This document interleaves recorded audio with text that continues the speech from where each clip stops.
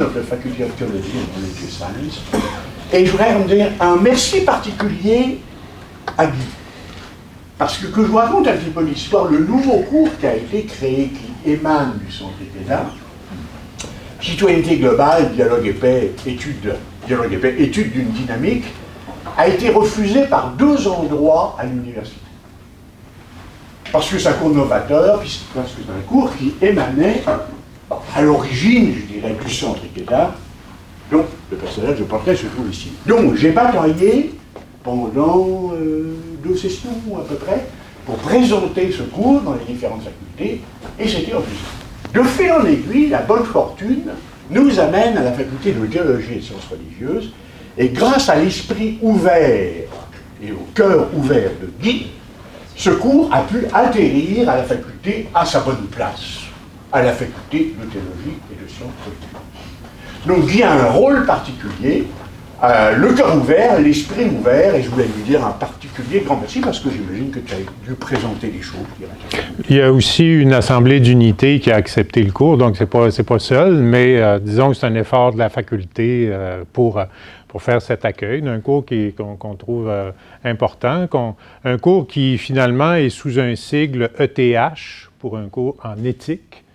Donc, qui montre aussi que ce n'est pas relié à une tradition particulière de pensée. Bien sûr, ce l'est, mais aussi qu'il y a une dimension, je dirais, plus qui permet de sortir des frontières d'une tradition de pensée. Donc, voilà.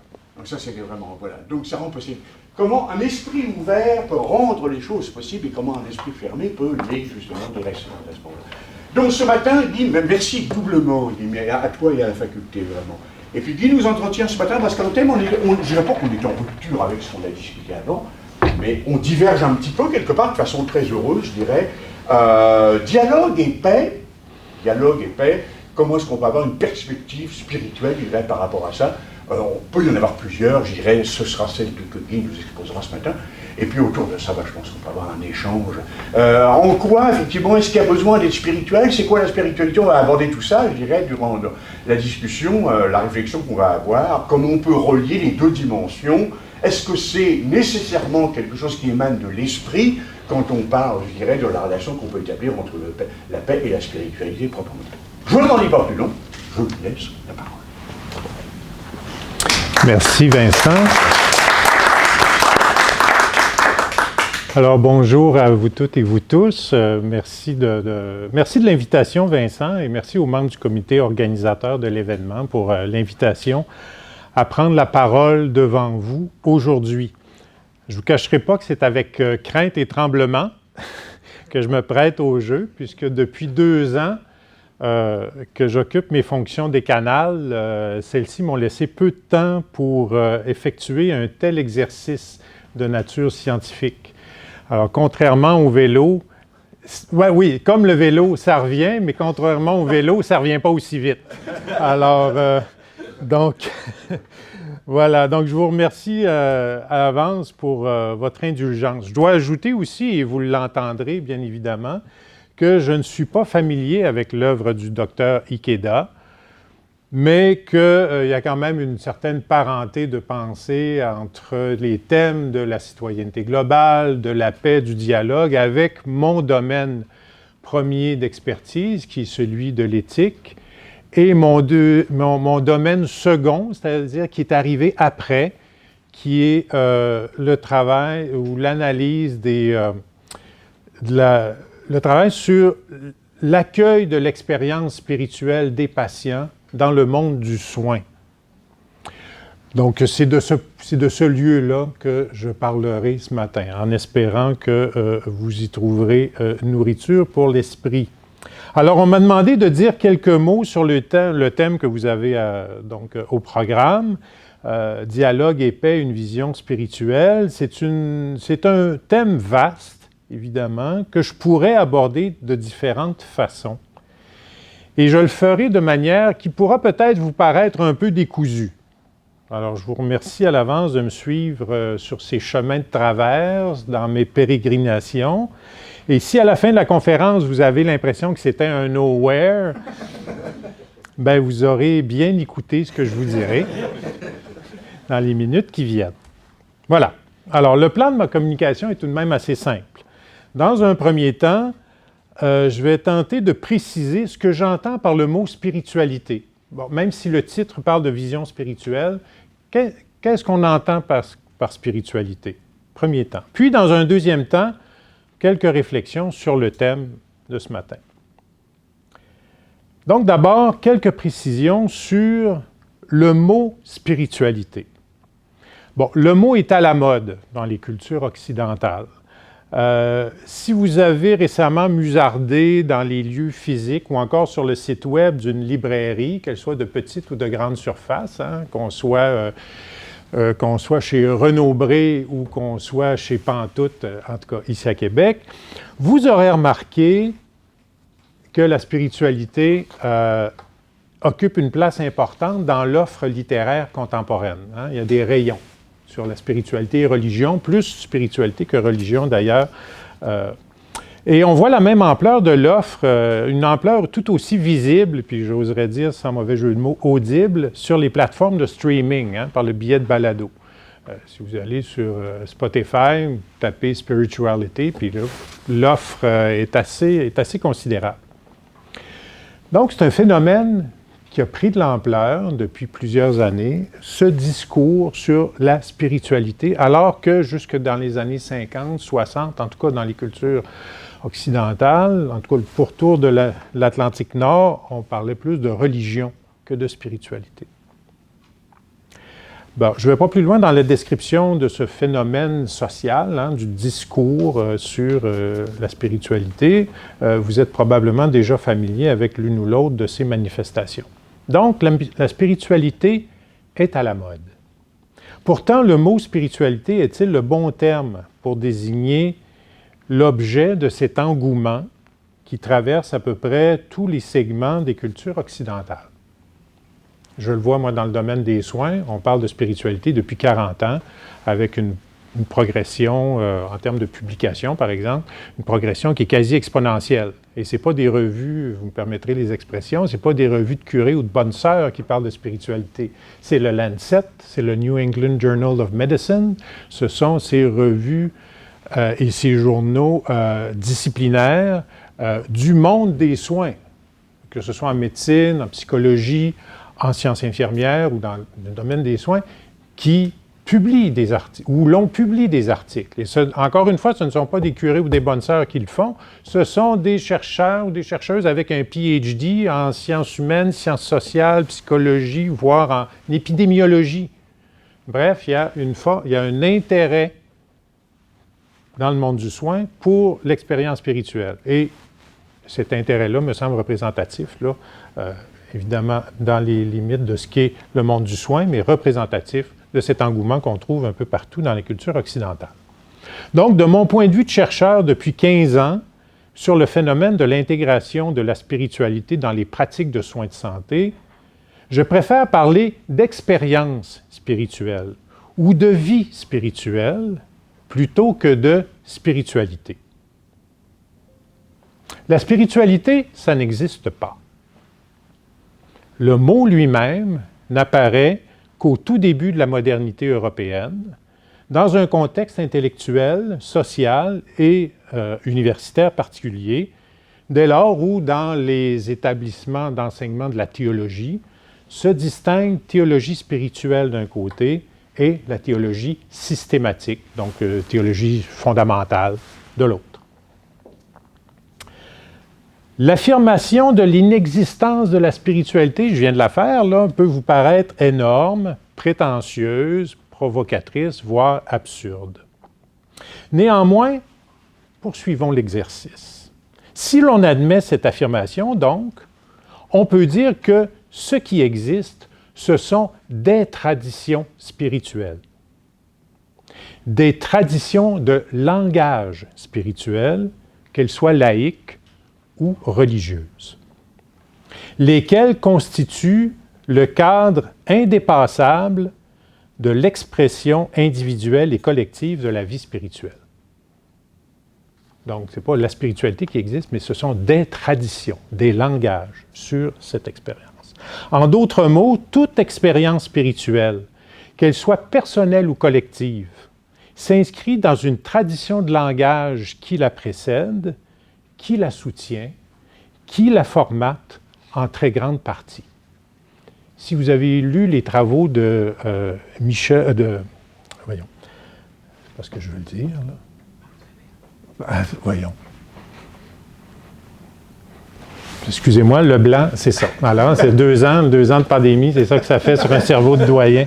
Voyons, j'y reviendrai. Bon, enfin, donc, ce que je veux dire par là, c'est que je ne nie pas qu'une expérience spirituelle puisse être originale ou qu'une expérience spirituelle puisse être perçue comme une innovation et créer du neuf dans la culture d'où elle émerge. Pensons aux ordres mendiants qui apparaissent dans les cités du Moyen Âge chrétien du 12e siècle, hein, les dominicains par exemple, les franciscains, qui à ce moment-là représentent une innovation spirituelle, mais aussi une innovation institutionnelle par rapport aux traditions monastiques cloîtrées, rurales, quasi millénaires. Donc dans le monde de la spiritualité, il y a de l'innovation aussi. Pourtant, malgré ces moments d'émergence et d'innovation, ce qu'on pourrait appeler avec Max Weber, le sociologue de la religion, des moments charismatiques, hein, l'expérience spirituelle, comme bien d'autres facettes de la vie des humains, n'est pas une génération spontanée. Elle prend racine dans un terreau culturel et langagier, en somme, un terreau traditionnel qui la nourrit. Autrement dit, la vie spirituelle, l'expérience spirituelle, c'est aussi institutionnalisé. Et même les discours contemporains qui décrivent la vie spirituelle comme une pure expression de l'individualité, c'est ce qu'on suffit de voir chez Renaud Bré, c'est ça qui est à plein rayon.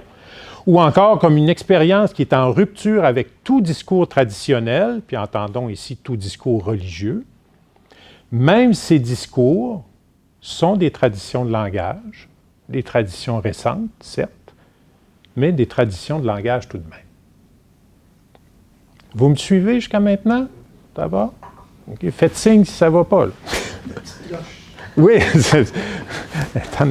Bien, si je vois quelqu'un se déplacer pour aller sonner la cloche, je pense que je vais avoir le...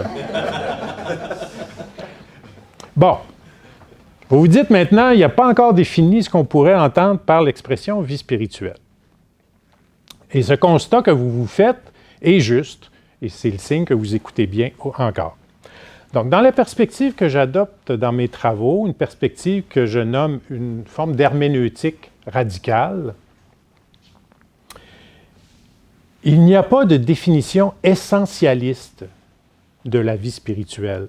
C'est-à-dire, il n'existe pas une définition qui transcenderait les cultures et les traditions, ou encore le résultat d'un effort de définition qui permettrait d'atteindre le cœur même du phénomène au-delà de ses manifestations concrètes. Pour moi, lorsqu'on parle de vie spirituelle, l'horizon du langage est indépassable. Et c'est pas moi qui j'invente pas ça, là. Je m'inscris moi-même dans une tradition intellectuelle de ce point de vue-là.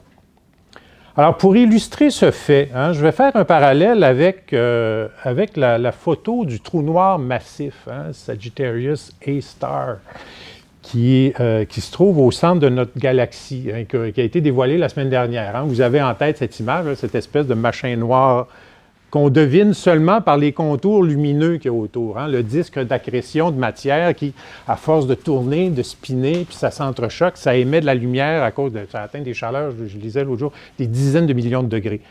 Donc le trou noir, on ne le voit pas. Mais ce qu'on voit, c'est les effets du trou noir sur tout ce qui l'environne. Ben, je dirais la vie spirituelle, c'est comme le corps céleste qui est indétectable en soi, mais qui est rendu tangible par ses manifestations. Et ici, les manifestations, c'est dans la vie d'une personne, dans ses décisions, dans sa vie active, dans le langage qu'elle mobilise pour rendre compte de son expérience, ou encore dans le langage qu'on utilise, on étant plus large que les personnes, là, donc les groupes, la société, etc. Donc le langage qu'on utilise à une époque pour tenter d'en saisir les contours. C'est pourquoi je ne crois pas utile de définir essentiellement, dans le sens philosophique du terme, le mot « essence ». Donc, je ne crois pas utile de définir essentiellement ce qu'est la vie spirituelle. Par contre, je peux certainement dire quelques mots sur la manière dont on en parle dans les discours publics actuels. Et sans vouloir réduire le foisonnement des discours actuels sur la vie spirituelle à des catégories figées, je tente tout de même, devant vous, de décrire les caractéristiques des discours qu'on entend actuellement sur la vie spirituelle, discours que j'ai entendus dans le monde des soins ou qui circulent dans la culture du monde des soins en Occident. Et ce que je vous dis là, c'est tiré autant de publications qui viennent d'Europe que des États-Unis, que du Canada anglais, même au Canada français, même s'il n'y en a pas beaucoup. Donc, comment est-ce qu'on en parle? Et ce que je vais vous décrire, je fais l'hypothèse que les perceptions qui sont partagées par les acteurs du soin sur ce qu'est la spiritualité sont proches de celles qu'on retrouve dans la population occidentale en général. Alors, la vie spirituelle est conçue d'abord comme une capacité de la personne humaine à donner sens aux événements. Dans les discours contemporains, spiritualité et sens vont main dans la main. Et ce binôme-là est aussi solide que le binôme qu'on pouvait avoir avant la modernité entre vie religieuse et salut dans l'au-delà. Mais sauf que aujourd'hui, le binôme, il est ramené sur terre, si vous me permettez l'expression, de ce côté-ci de la mort. Donc, la vie spirituelle permet de donner sens aux événements, petits et grands, de la vie individuelle et collective. La vie spirituelle est aussi conçue comme le lieu de la liberté, de la spontanéité. Elle n'est pas alimentée par des dogmes. La vie spirituelle est perçue comme quelque chose de dynamique, quelque chose en évolution. Elle est mouvement pour une personne, mais aussi dans l'environnement social. Elle est aussi vue comme une expérience strictement individuelle, laquelle est ancrée dans le cœur de l'humanité.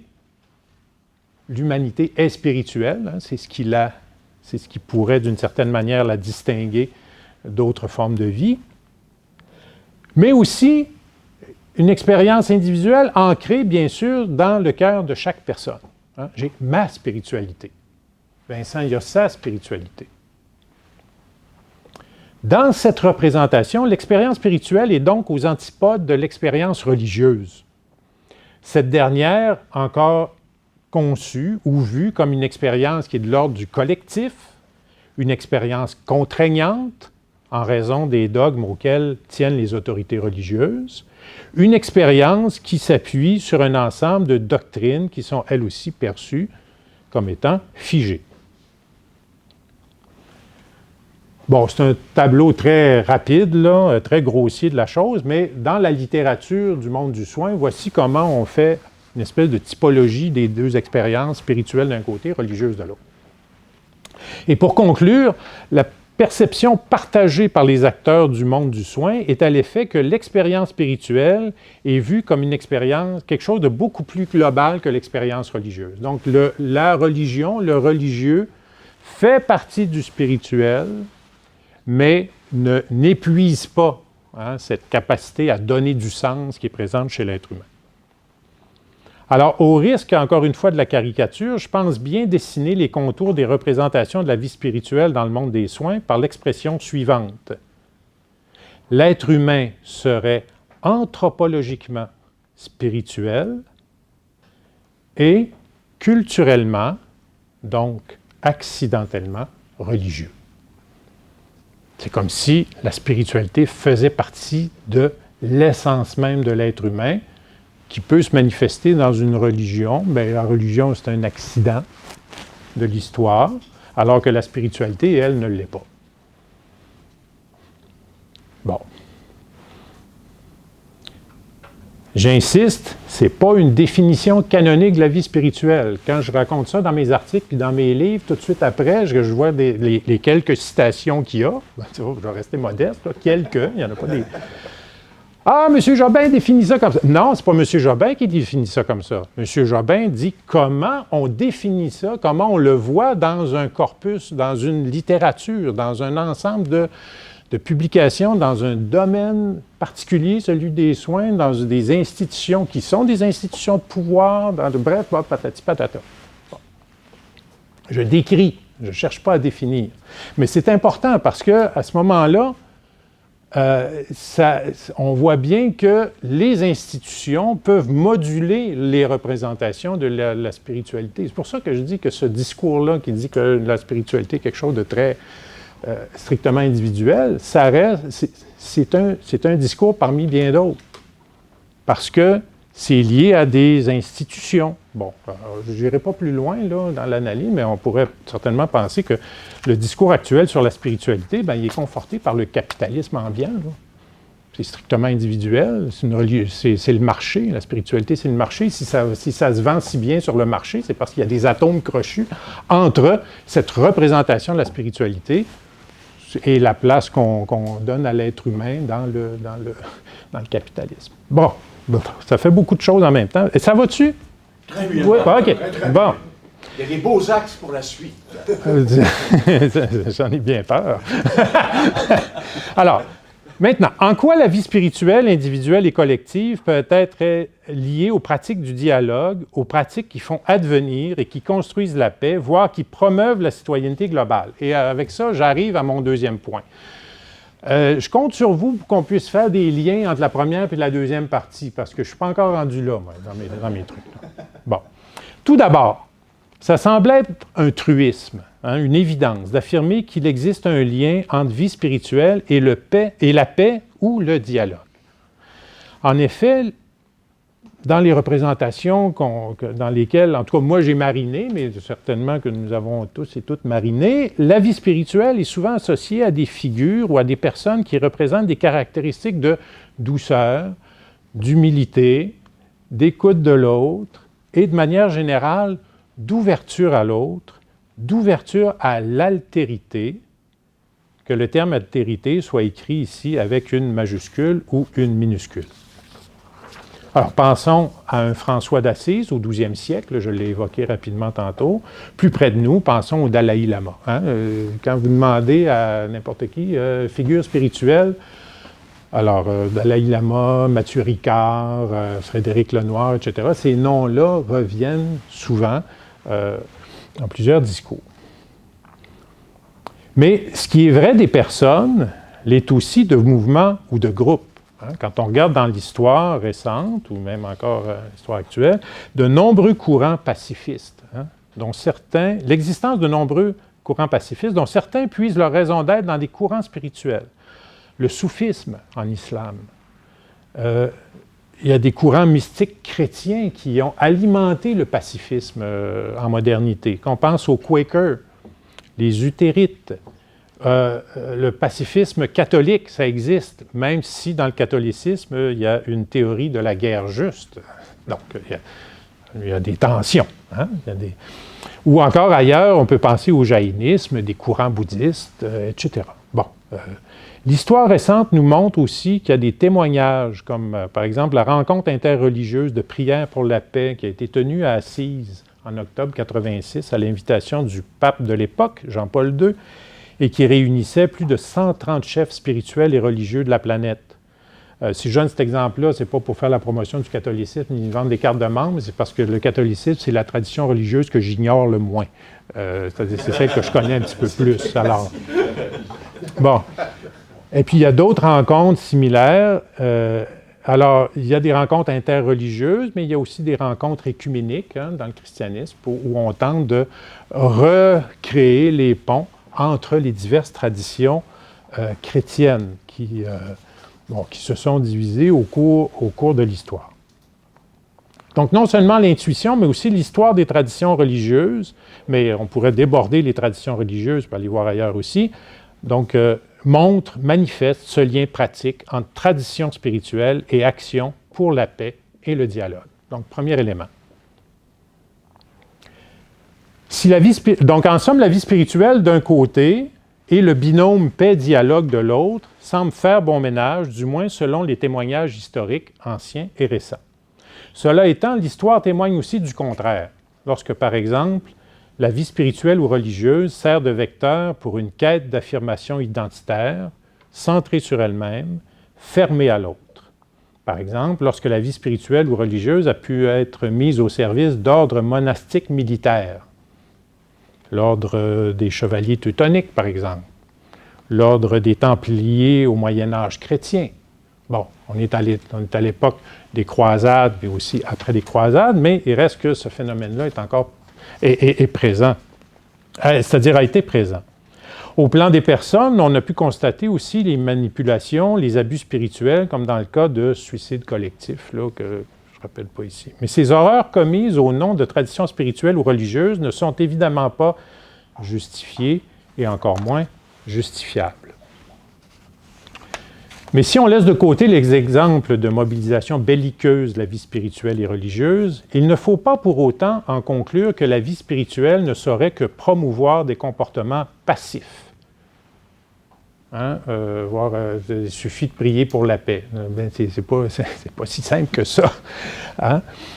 Des comportements, voire iréniques, qui minimiseraient les tensions, qui ne verraient que le bon côté des choses, qui oublieraient ou seraient aveugles à la dureté de la vie, aux injustices, aux inégalités. Et ici je vais me référer un peu à Aristote, entre les deux vices opposés. Hein, entre le vice de la violence au nom de la spiritualité et de l'autre côté, le vice qui serait la tolérance de l'intolérable. Il y a une voie moyenne. C'est lorsque la vie spirituelle se traduit dans une éthique. J'ai entendu la toute dernière partie de l'intervention de la conférence précédente où on parlait d'un ethos. Hein? Donc, lorsque la vie spirituelle se traduit en une éthique, ou pour le dire autrement, lorsque cette facette de l'expérience spirituelle, peut inspirer une posture éthique qui prend au sérieux la dimension agonistique de la vie. Agone, la lutte, du grec. Antagoniste, le mot vient de là d'ailleurs. Donc, la dimension agonistique de la vie, c'est-à-dire une posture qui reconnaît que la vie n'est pas un long fleuve tranquille et que pour mettre en place les conditions d'un dialogue ou d'une société où la paix fleurira, oui, il faut parfois lutter. Parfois, on va le mettre en guillemets, hein? Il faut lutter. Mais par des moyens qui ne portent pas atteinte à la dignité et aux droits des personnes. Je ne reviendrai pas sur toutes les luttes, les combats dans la société occidentale depuis les années 60, ne serait-ce que le combat, j'ai dit que je ne reviendrai pas, mais je vais en parler pareil. Les droits civiques des personnes afro-américaines, les luttes des femmes, les luttes plus récentes de reconnaissance pour la diversité sexuelle, etc. Bref, ces luttes pour la reconnaissance sont aussi des luttes qui peuvent être inspirées par des postures spirituelles, mais qui se traduisent dans un engagement, dans un combat, entre guillemets, mais un combat qui n'est pas contradictoire en lui-même, c'est-à-dire un combat qui, pour faire la promotion de la dignité des personnes, utilise des moyens qui sont eux aussi dignes. Ces combats pacifiques montrent bien que la vie spirituelle peut participer et contribuer de manière légitime et pertinente à la dimension agonistique de la vie individuelle et sociale. Donc, la vie spirituelle, ce n'est pas juste une question de résilience personnelle, même si ça se manifeste comme ça, dans la maladie notamment. Mais c'est aussi la vie spirituelle a un impact social. Et c'est une dimension qu'on a tendance à oublier dans la culture contemporaine, faisant justement, comme on l'a dit tantôt, des discours où on dit que la vie spiritualité, c'est quelque chose d'éminemment personnel, c'est ma bulle, j'ai pas besoin des institutions pour vivre ça, j'ai pas... le côté, je dirais, négatif de cette perception-là, qui est pas fausse, le côté négatif de cette perception, c'est que ça serait de limiter la vie spirituelle à la vie strictement individuelle, alors qu'il y a un impact social. Alors, je l'ai dit tout à l'heure, la vie spirituelle, ça s'institutionnalise, qu'on le veuille ou non. Les rayons de bouquins chez Renaud-Bré, c'est une manifestation de l'institutionnalisation de ce discours dont j'ai parlé tout à l'heure. Donc, il y a un impact social, la vie spirituelle. Alors, la vie spirituelle, donc, une dimension, donc ça permet de participer, contribuer de manière légitime et pertinente à la dimension agonistique de la vie individuelle et sociale, c'est-à-dire à une certaine dimension conflictuelle inévitable à toute forme d'engagement social en vue de la transformation de la société vers une société plus juste, par exemple. Donc, la vie spirituelle peut inspirer, peut motiver, peut appuyer les luttes pacifiques pour mettre en place ce que les pères du Concile Vatican II, si le Concile Vatican II ne vous dit rien, on pourra en parler tantôt pendant les questions-réponses s'il y en a là-dessus, mais lorsque les pères conciliaires parlaient du bien commun, on parlait de l'ensemble des conditions sociales qui permettent tant au groupe qu'à chacun de leurs membres d'atteindre leur perfection d'une façon plus totale et plus aisée. Donc, les luttes pacifiques peuvent avoir cet objectif de mettre en place ce qu'on pourrait nommer le bien commun, mais pas le bien de l'ensemble contre le bien des individus, mais plutôt ces conditions sociales qui permettent au groupe et à leurs membres d'atteindre leur perfection d'une façon plus totale et aisée. Donc, la revendication et la lutte naissent souvent dans un climat de déni de reconnaissance, d'injustice, d'inégalité entre les groupes sociaux, entre les nations, entre les États. S'engager dans une démarche de transformation des conditions sociales conditions qui génèrent le déni et l'injustice, promouvoir le passage de l'état de conflit à un état plus ou moins pacifié, tout ça amorce un processus de remémoration, de reconnaissance des torts faits et reçus, mais en vue de retisser les liens, mais sans taire les injustices subies, sans mettre sous le boisseau les fautes commises ou les conditions qui ont généré l'état de conflit dont on cherche à sortir.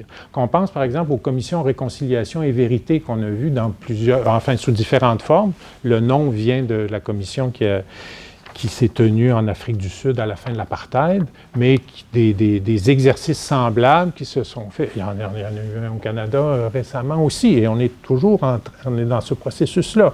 Par exemple, le processus de guérison, de réconciliation, comme on le voit à l'œuvre actuellement, entre les différentes églises chrétiennes et les Autochtones du Canada, montre que chaque groupe doit, mais aussi revient aux racines de leur tradition spirituelle ou religieuse respective, ou plus généralement de leur tradition de sens, afin de durer dans ce processus. Ce n'est pas un processus facile.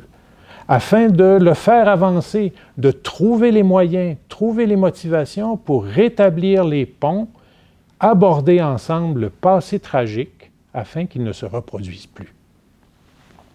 Alors, au bout de ces modestes réflexions, puis j'ai dépassé mon temps, on peut retenir que, comme toutes les activités qui engagent les personnes dans un projet d'humanisation des rapports sociaux, la pratique du dialogue et l'action en faveur de la paix mobilisent toutes les dimensions de la personne, y compris ce qui, chez elle, constitue son horizon de sens et qui se manifeste dans la vie spirituelle. Alors, je vous remercie pour votre écoute.